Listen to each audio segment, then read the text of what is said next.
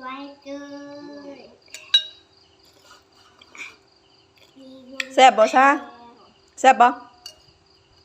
แซ่บแห้งบ่ยกโป้แน่แซ่บเลย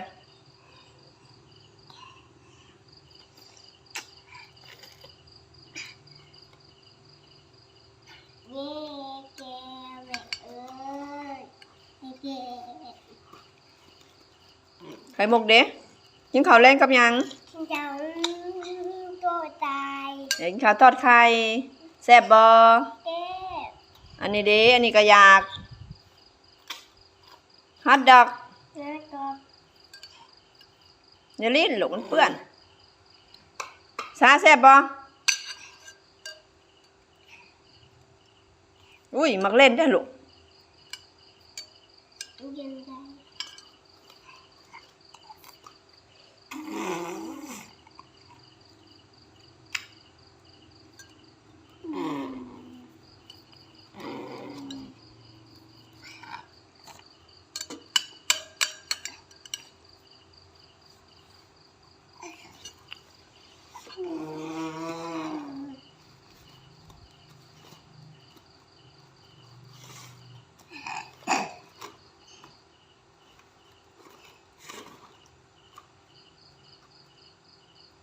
กินข้าวน้ำซาเด้อแซ่บหลาย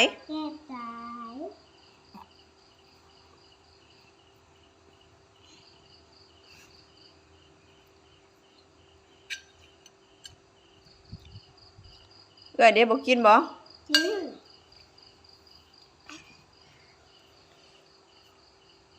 โอ้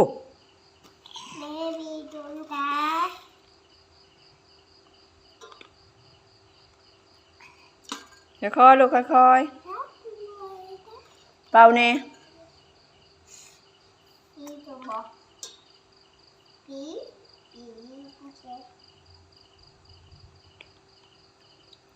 เอาสดเป่าแน่